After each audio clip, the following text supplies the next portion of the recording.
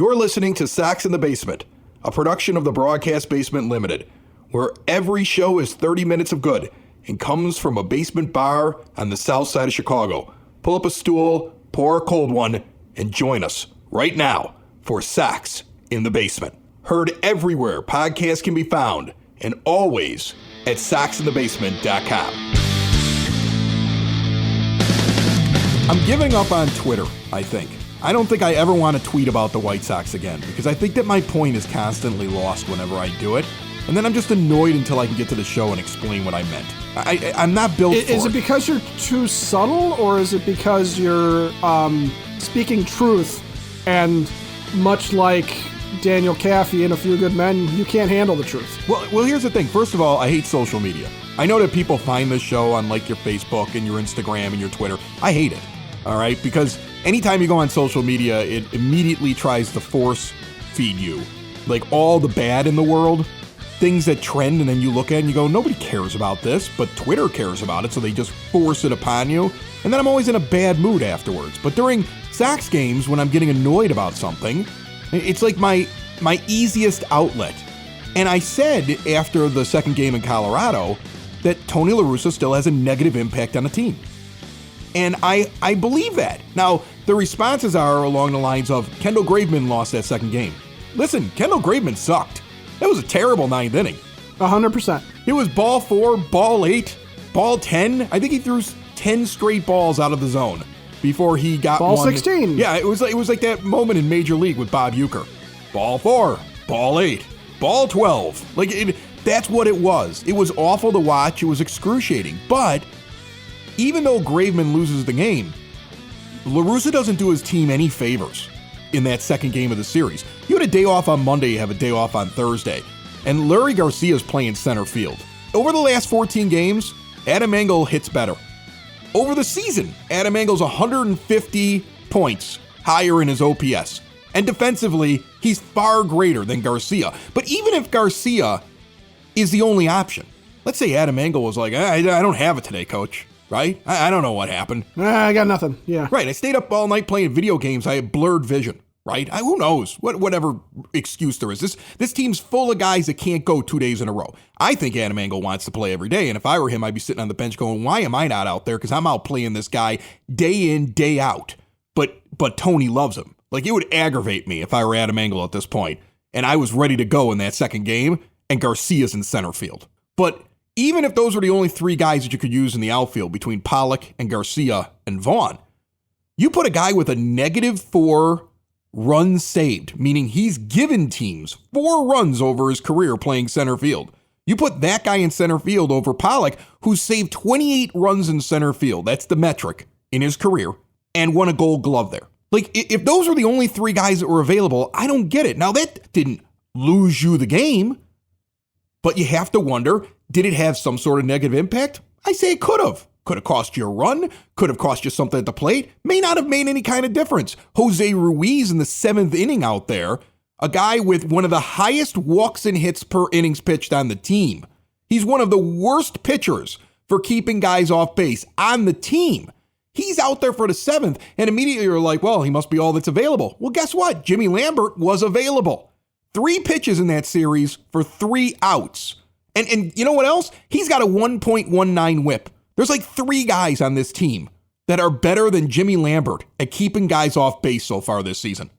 And you're not even using the guy because you're in love with Jose Ruiz. The organization's in love with a guy who for his career is bad at keeping guys off base. If you're bad at keeping guys off base, you are a shaky relief pitcher at best and definitely should never be used in the 7th, 8th, and 9th inning. That cost you at least 1 run. That put a little bit more pressure on Graveman. Did it lose the game? I don't know, but I know it gave a negative impact, and that's the point I'm trying to make when I get aggravated at Tony La Russa. I don't know how many games he's lost you, but I know he hasn't won you any games. And I know he has enough of a negative impact that he's cost you a few of them along the road here in this season where we're sitting at 500 and we should be a much better team in the standings.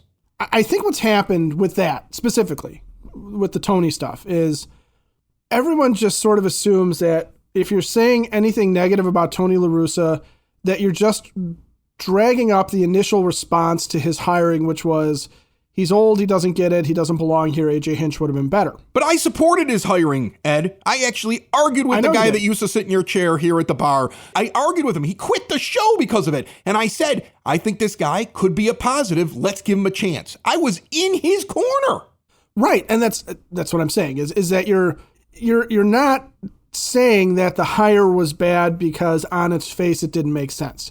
What you're saying is looking objectively at that game, that one game, and what Tony did and the moves he made and with the other opportunities that were there to be made, given everything that's going on in context, especially knowing that they have just gotten over 500 and this is an opportunity for them to take a jump ahead and actually get themselves back on the winning side of things kind of for good for the season. For him to roll out a guy who probably shouldn't be playing center field when he's got other options, for him to be rolling out pitchers that, are not guys that are necessarily best suited to the situation that they're put in when there's other guys available. Like I get, if you're looking at it and saying, well, we would have normally used Ronaldo Lopez in that situation, but he's got a bad back right now, so we're trying to nurse that along and not throw him on the IL. That's fine. Okay, injuries happen. But your point about Lambert being there is that, that's a guy that Tony should be relying on because statistically, Jimmy Lambert's having a great year. Tony is not the worst possible manager for the White Sox. I will contend. There are other people that I would rather not have managed the White Sox, like this guy. Hey, it's Roy again, White Sox and base. Like I said, you center field always hitting first, like Adam Engel, Tim Anderson, Lewis Robert. Your center field always hit first. Second baseman always hit second. Third baseman always hit third. First base always hit fourth. Yeah, that's your cleanup hitting spot.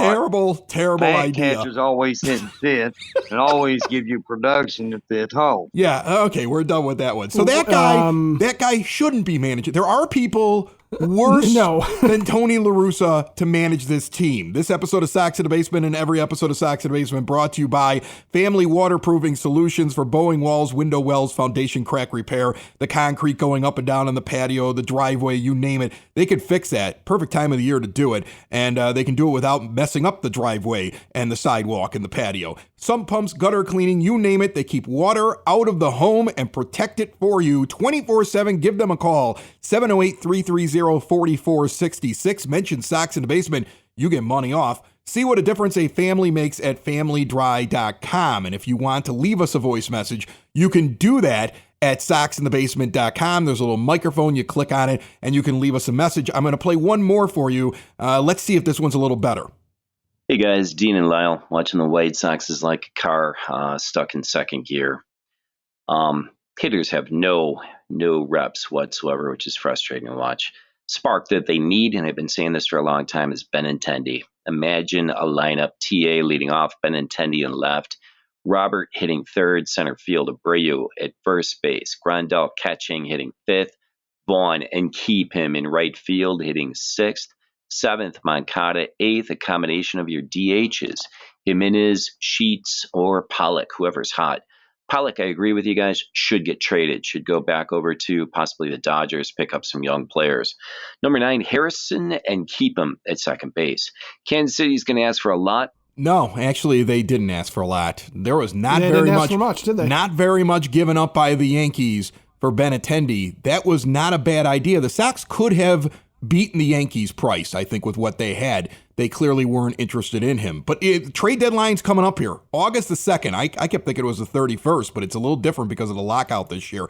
August the 2nd is a couple days added to it. But yeah, but I think, and I continue to believe, not only do the White Sox have some pieces they could move around and maybe kind of remake this team, and they really have to remake it just slightly.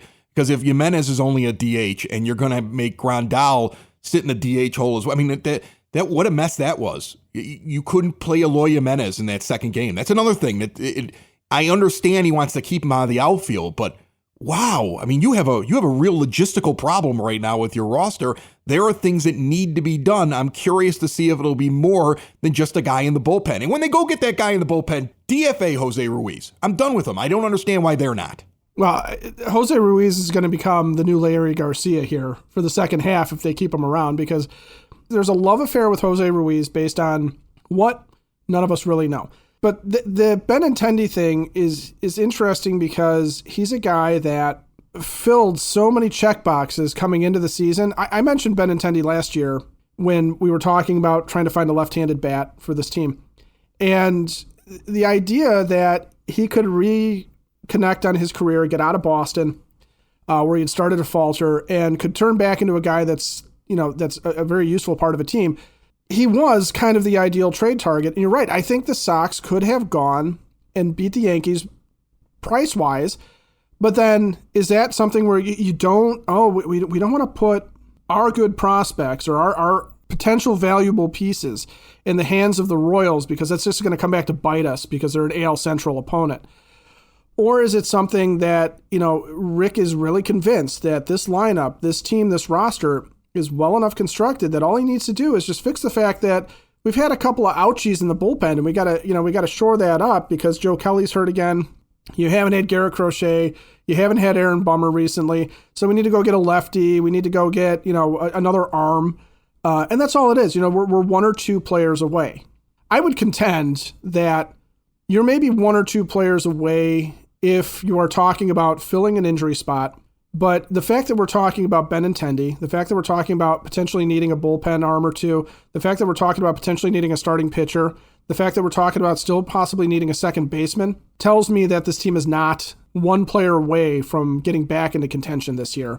That the team was flawed from the get-go because there wasn't enough depth. And you and I have hit that depth button a number of times. There wasn't enough depth to make up for the injuries. And as fans, we're looking at it going, I wish I had Andrew Benintendi, but it would also be great to go out and get a starter. This is not a team that's ready to win a World Series if we're talking about trying to find 4 or 5 guys at a trade deadline.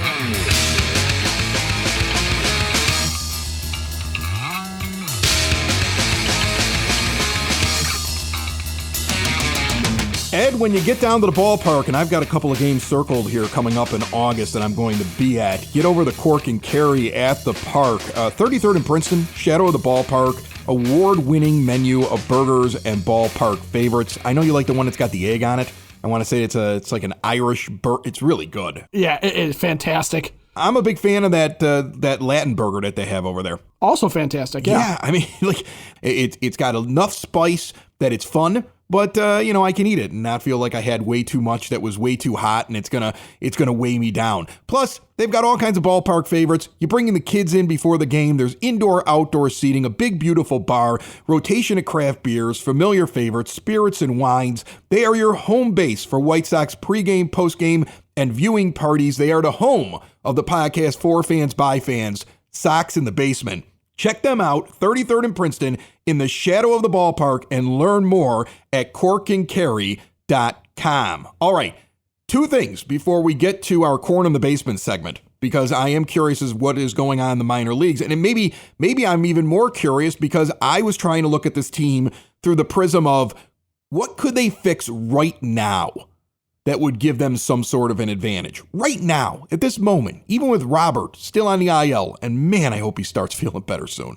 I mean, I thought there were positive things, and now all of a sudden he's still dizzy. Who knows when this is going away? That's not only frightening for the team, but it's frightening for Luis Robert. So hopefully that gets under control because that's got to be a little scary for him. And right now, the White Sox are going to deal with a problem in the outfield of a really good defensive player not there and a manager that, for some reason, thinks Garcia is a center fielder. Even Steve Stone makes fun of it. If you listen to the broadcast when Garcia's in the outfield, he makes fun of him. He said several times, that's not a center fielder. But right away off the bat, I would say if you fix that problem where you said Engel's going to be playing center field pretty much every day, that's what he should be doing until Robert gets back. And you've got to figure out your catcher situation. Reese McGuire, you're gone the moment that we have guys coming off the IL that can rejoin his team, whether it be Jake Berger or hopefully very soon Luis Robert. And then you let go of Jose Ruiz, and you could bring up right now, you're looking for a left-handed pitcher? You got a guy down in AAA with a 2.67 ERA, a 1.185 whip. We've actually heard them talk about it on Corn in the Basement. Michael Suero, I think, has brought him up before, over 25 appearances. Hunter Shriver Oh, yeah. is doing very well out of the pen, and he's a lefty relief pitcher. You can clear a spot on the 40-man by DFAing Jose Ruiz, and now all of a sudden you've got a lefty pitcher. They won't do it. I would do it. What am I? I'm just a guy in my basement. It's now time for Corn in the Basement. Let's go.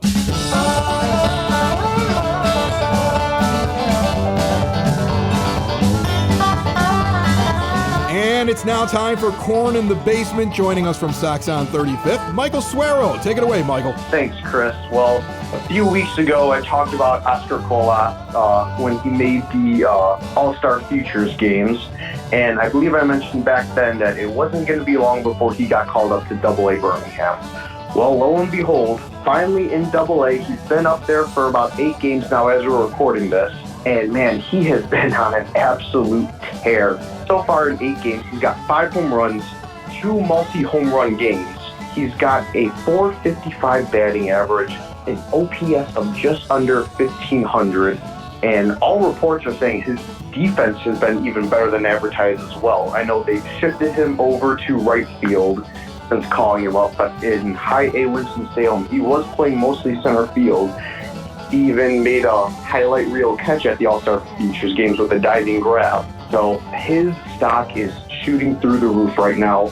We're looking at the possibility of trades as the deadline approaches. If the White Sox go to add, are there names you expect to have involved in deals? Yeah, so I've got a group of a few prospects who I think they all have some similar value in trade talks. And I think if the Sox want to make any sort of meaningful trade, one of them's probably going to end up going. So that group includes Lenyn Sosa, Yoelqui Cespedes, Norge Vera, and Brian Ramos. You trade one of those guys, you can get someone who will improve this team. Is there a name that's going to make you upset if you hear they've been traded away by the White Sox in the next couple of days? I would be very disappointed if the White Sox traded Colson Montgomery.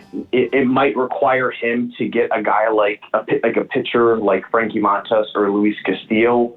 Personally, I would hold off on that point. I just think that his talent level is too valuable that if you're not getting a superstar with multiple years of control, I just don't think it's worth trading him. There's Michael Suero. Check him out, everything he writes about the minor leagues and all kinds of White Sox coverage at SoxOn35th.com. Thanks a lot, my friend. All right, thanks for having me, Chris. It's always a pleasure. Is there anybody in the minor leagues that you're afraid the White Sox are going to deal at? That I'm afraid they're going to deal?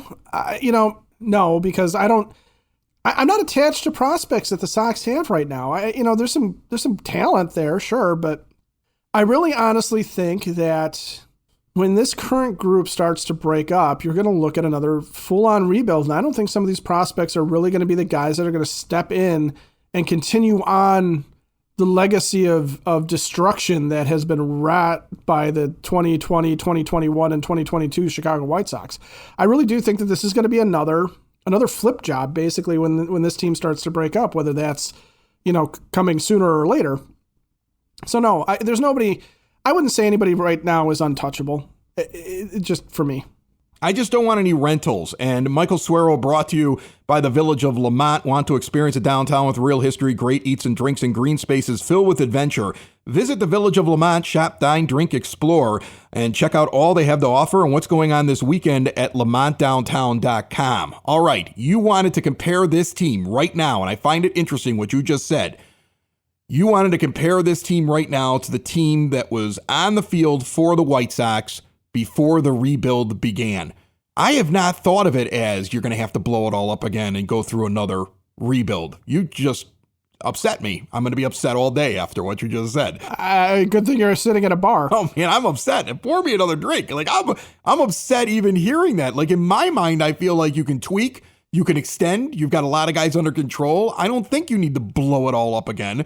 But take me through it because you keep reminding me this is an old team and that there's too many similarities to right now. And what would it have been? 2015, 2016? So the 2016 Sox, right? That winter after the 2016 season, that's when Chris Sale and Adam Eaton are traded. Quintana follows at the deadline in the 2017 season.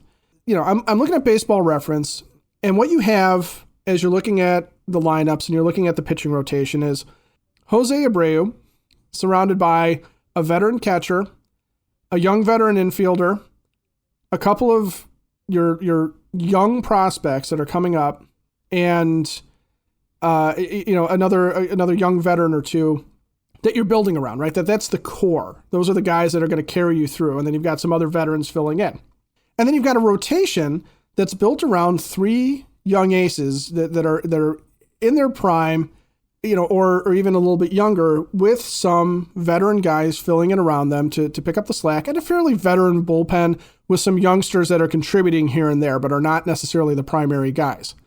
Which team did I just describe to you? I'll be honest with you. When I think of the 2 younger controllable pitchers at that time, which are what? Sale and Quintana, right? That year was Sale, Quintana, and Carlos Rodon made 28 starts that year.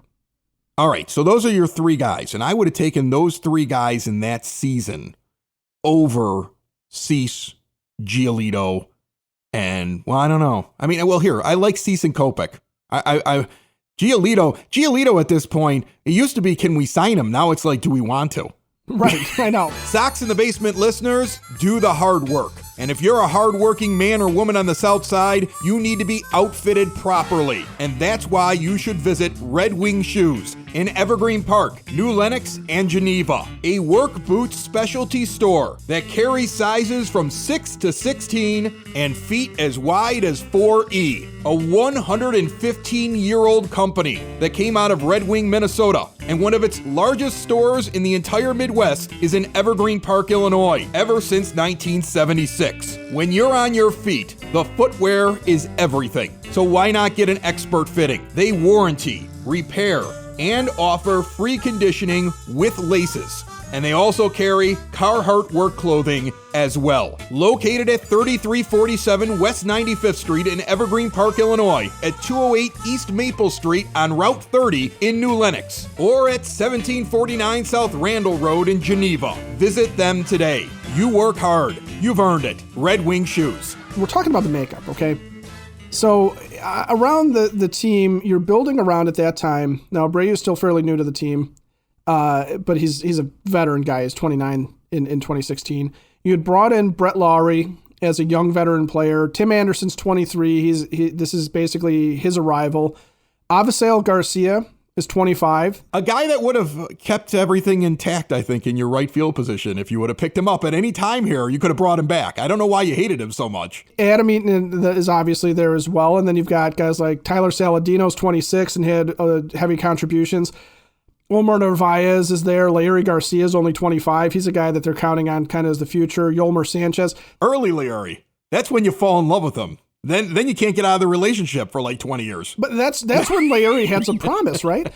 So, but you've got a team that their average age in 2016 is 28.2 years old. And now the average age of the team is? On average, a year older. They're 29.3 years old. But you have, like you said, you've got 3 young pitchers that you're building around with some veterans. You've got young veterans, guys like Tim Anderson, Yoan Moncada, who are surrounding some of your younger guys like Luis Robert, Andrew Vaughn. And you still have Jose Abreu, though an older version of him. And you're filling in with some other veterans. And that's coming out of the rebuild, I think everybody sort of had this idea that this was going to be a super young, hungry team, right? That everybody was going to be, youthful and we're going to have a bunch of 25-year-olds and on down, maybe some 27 or 28-year-olds. Everybody's going to be in their prime. But coming out of the rebuild, this is what we're sitting at is a, not necessarily a young team.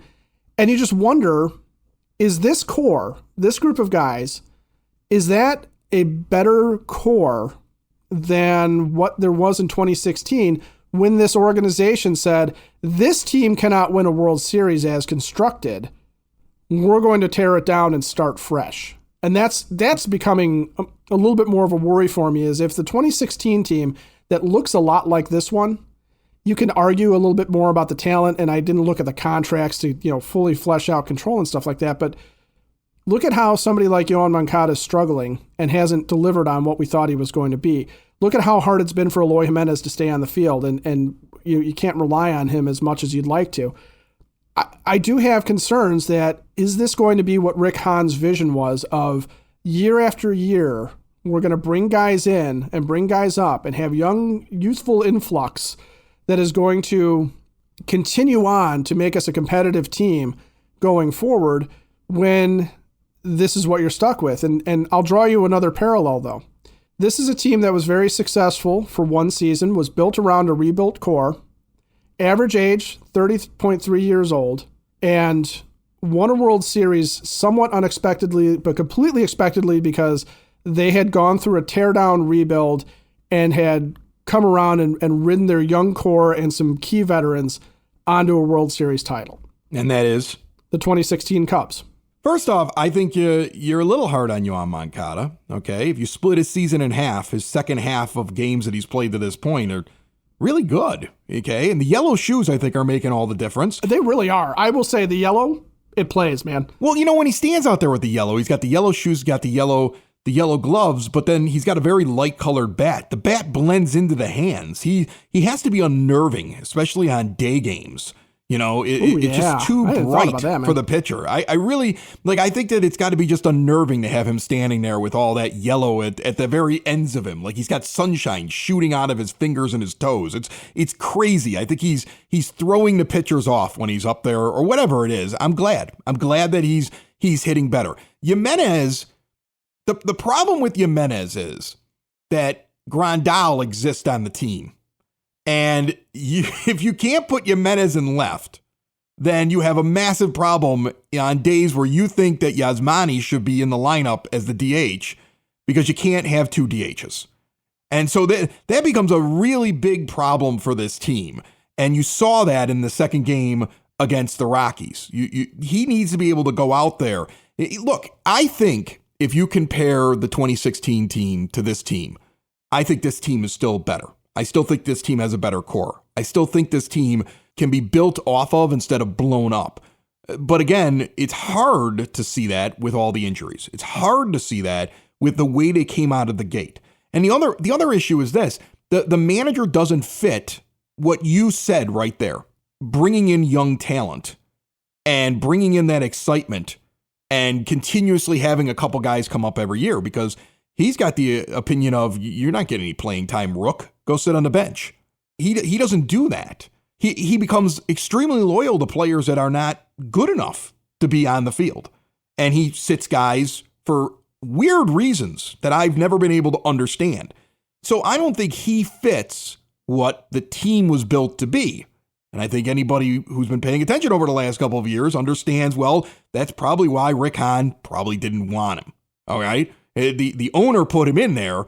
He doesn't fit. And what we're seeing here, I mean, look, if they were winning, we wouldn't notice any of this. We wouldn't care. But they're losing.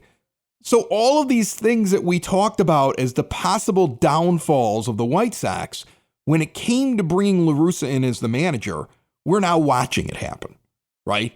You could see all those things, the disconnect, the way that the roster doesn't seem to be used in the way that it was probably constructed to be used. And trust me, some of this is on Rick Hahn.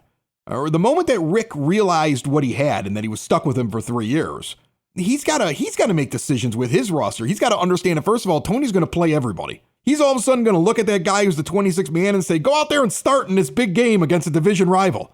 So you better be comfortable with whatever he sends out there.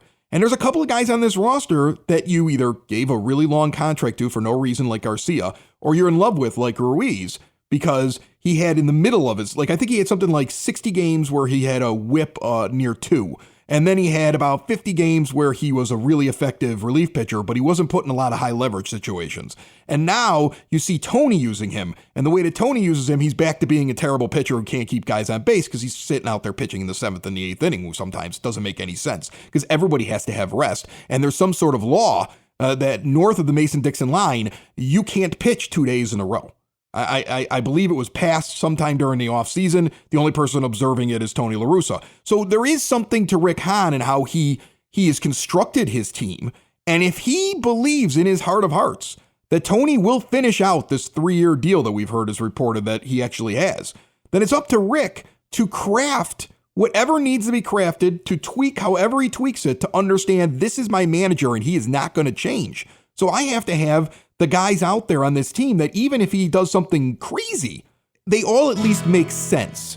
And you've got a couple of guys on this team that don't make sense for the manager. So I would like at the trade deadline to see tweaking. I would like no rental players, and I would like there to be something that makes more sense for management to manager to team. Because there is that disconnect, and it is having a negative impact. I don't know how many games we're losing because of it, but a negative impact on the outcome for the White Sox, who are, again, sitting at 500. Sox in the basement. Sox in the basement. Sox in the basement. Sox in the Basement. Heard everywhere podcasts can be found, and always on soxinthebasement.com.